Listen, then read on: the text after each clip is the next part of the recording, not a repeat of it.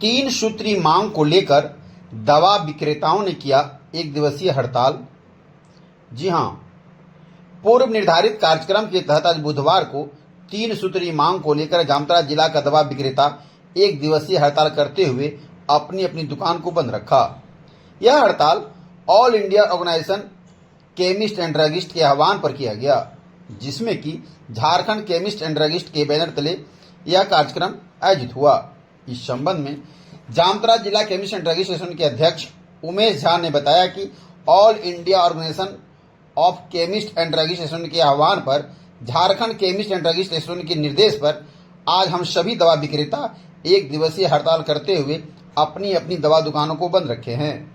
उन्होंने बताया कि हमारी मांगों में से ऑनलाइन दवा की बिक्री तुरंत बंद करना, कॉरपोरेट्स द्वारा भारी डिस्काउंट को बंद करना एवं नकली दवाओं के विरोध में हम लोगों ने अपने एकजुटता दिखाते हुए एक दिवसीय हड़ताल किए हैं, जो कि पूरी तरह सफल रहा। वहीं दवा व्यवसायी अनिल जैन ने बताया कि सरकार इस दिशा में अविलंब ध्यान दे ताकि दवा विक्रेताओं को किसी तरह का परेशानी का सामना नहीं करना पड़े।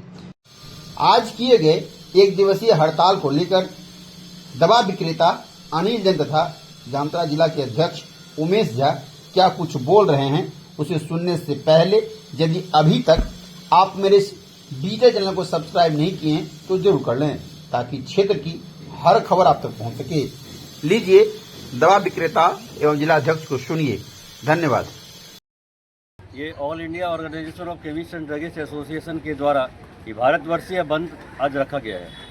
ये इसका हम लोगों का मेन मकसद था कि ये इस बंदी के लिए ऑनलाइन जो दवाइयाँ सप्लाई हो रही है, इसमें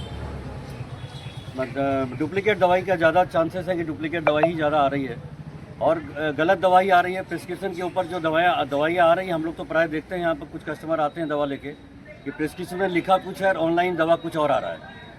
तो उसके बाद वो पेशेंट तो उस दवा के लेके परेशान हो जा रहा है कि ये दवा हम करें क्या। वो हम लोगों को बोलता है कि दवा आप लोग ले लीजिए, आप लोग बेच दीजिए, तो हम क्यों बेचें तुम्हारा ऑनलाइन की दवा को।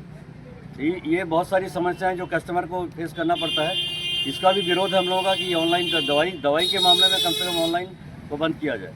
और ये 100% आज हमारा ये बंद सक्सेस है। जामताड़ा जिला में बंद सक्सेस है। हम लोग जैसे कि ऑल इंडिया केमिस्ट एवं ड्रगिस्ट एसोसिएशन एवं झारखंड केमिस्ट ड्रगिस्ट एसोसिएशन के आह्वान को मद्देनज़र 20 तारीख को बंदी का हम लोगों ने ये निर्णय लिया था। तो इसमें पूरा मेहिजाम, जामताड़ा, पुनाला, कुंडहित, फतेहपुर सब लोगों ने इसका समर्थन किया है।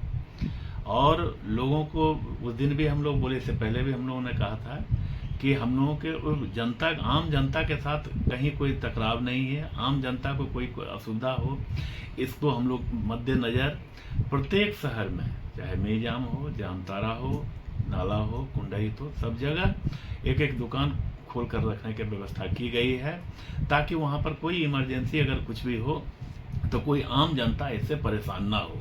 लेकिन बाद बाकी बंद करने का था कि ये हमारा जो प्रतिवाद है वो सरकार से है कि हमारे लाचारी को समझें, हमारे समस्या को समझें और उसके तहत जो उचित निर्णय हो लें, ताकि जियो और जीने दो का सिद्धांत होना चाहिए हम भी। और ये ऑनलाइन उस दिन भी कहा गया था कि ऑनलाइन का व्यवसाय ये केवल ये सप्लाई वाली बात नहीं है, इससे लोगों पर निकट भविष्य में इसका क्या प्रतिकूल असर पड़ेगा, हो सकता है कि ये आज नहीं समझ रहे हैं लेकिन भविष्य में ये पता चलेगा। तो कहा वर्षा जब कृषि सुखाने, जब लोग अगर इससे ग्रसित हो ही जाएं, अगर लोग गलत दवा खा करके उनको अगर कहीं उल्टा पुल्टा कुछ हो ही जाएगा, तब सरकार के पास भी कुछ करने का नहीं रह जाएगा। तो उस समय हम ही लोग रहेंगे, हम ही लोग काम आएंगे। इसीलिए हम लोग सरकार से निवेदन किए और इसको ये बंद का, चूँकि बार बार हम लोग कह रहे थे, सरकार सुनी नहीं, तो हम लोग के पास एक ही ये विकल्प था कि हम लोग बंद करके सरकार को ये हम लोग बताएं कि नहीं, हम लोग जो बता रहे हैं उस बात पर गौर कीजिए, ध्यान दीजिए और भविष्य में इस समस्या का समाधान कीजिए। क्या क्या मुख्य मांग है आप लोग का? मुख्य मांग है कि ये पहला तो ये ऑनलाइन दवा सप्लाई जो है ये कोरोना के समय में किया गया था कि उस समय बहुत तरह का ट्रैफिक हैन टेन, दवा नहीं आ पा रही थी, बहुत मुश्किल से दवा आ रही थी, तो ऑनलाइन दवा का चला। लेकिन जब कोरोना जैसा महामारी चला गया, अब ये ऑनलाइन अगर ये कर रहे हैं तो ये ऑनलाइन क्या, अब धीरे धीरे ऑनलाइन ये पूरा एक व्यापार जगत में परिवर्तित हो गया। हर व्यवसाय में, हर प्रोडक्ट पर है। लेकिन क्या है कि दवा और अन्य प्रोडक्ट, कपड़ा हो, चप्पल जूता हो या कोई इलेक्ट्रॉनिक सामान हो, इसके साथ हम दवा की तुलना नहीं कर सकते, क्योंकि वहां पर कोई साइड इफेक्ट करने का चीज नहीं है। लेकिन इसको हम खाते हैं, इसको हम इंटेक करते हैं, इसका प्रतिकूल असर पड़ेगा स्वास्थ्य पर। तो इसीलिए इसको ऑनलाइन व्यवसाय जो है, इसको कम से कम दवा के क्षेत्र में बंद किया जाए। दूसरी बात है कॉर्पोरेट छूट, जहाँ 40%, 50%, 60%, कोई दुकान खोल के बैठता है 80%, ये 80%, 50% छूट दे करके ये लोगों को जो मिल रहा है, अब उसके बाद क्या है कि जिस रेट में अगर वो देना चाहते उस रेट में तो हम लोग खरीद नहीं पाते हैं। अगर उस रेट में मिल रहा है तो कहीं ना कहीं क्वालिटी के साथ समझौता किया गया होगा, क्योंकि मैन्युफैक्चरिंग कॉस्ट होगा। हमारे यहाँ क्या होगा, जो होलसेलर का जो होगा कमीशन, वो हो सकता है कि एक्स्ट्रा बर्डन पड़ता होगा या सीएनएफ का पड़ता होगा, लेकिन कमीशन का रेट इतना ज्यादा ही लोग कर दिए हैं कि उस रेट में तो रॉ मटेरियल परचेज करना भी मुश्किल हो जाएगा। तो वैसे समय में अगर क्या है कि अगर यदि क्वालिटी के साथ यदि अगर ये लोग बार्गेनिंग करते हैं, क्वालिटी का गारंटी देने वाला कोई नहीं है, क्योंकि हमारे दुकान में डीआई आते हैं, विजिट करते हैं, सैंपल कलेक्शन करके ले जाते हैं। जब डीआई को संदेह होता है, बोलता नहीं इस दवा को हम सैंपल टेस्ट में भेजेंगे कि दवा की एफिकेसी है कि नहीं है, लेकिन उनके दवाई का तो कोई से ये करने वाला नहीं। दूसरी बात है कि हर दवा को ऑनलाइन कहाँ से सप्लाई करेंगे।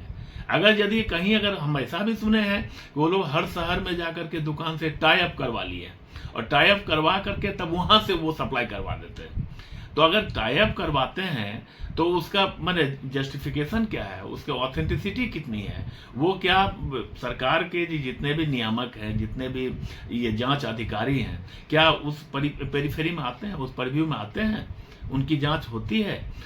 बॉय आता है, डिलीवरी बॉय आता है, डिलीवरी बॉय आकर के सीधा आपको मेडिसिन का डब्बा पकड़ा देता है। वो उसके संबंध में आप कुछ भी पूछिएगा तो बोलेगा मैं नहीं जानता हूँ। दवा का डोज के बारे में वो कुछ नहीं बता सकते हैं, कुछ नहीं बताते हैं। तो इसलिए हमारा ये कहना है कि सरकार का इस पर भी ध्यान देना चाहिए कि अगर कोई ऐसा आवश्यकता जैसे दवा है जो आदमी खाता है, उसको शरीर में सीधा जाता है, और एलोपैथ दवा का तो आप जानते हैं कि अगर इफेक्ट अगर कम होगा लेकिन साइड इफेक्ट बहुत ज्यादा होता है। अगर उसको गलत कंपोजिशन का दवा चला गया तो इस कुछ ऐसी भी समस्या हो सकती है, उसको बचाना मुश्किल हो जाएगा। तब या तो कहेगा कि नहीं, डॉक्टर का जो प्रिस्क्रिप्शन लिखा था वो बदनाम होगा कि गलत दवा लिखे हैं, अब उसका जांच पड़ताल होगा, लेकिन मरने वाला तो मर जाएगा।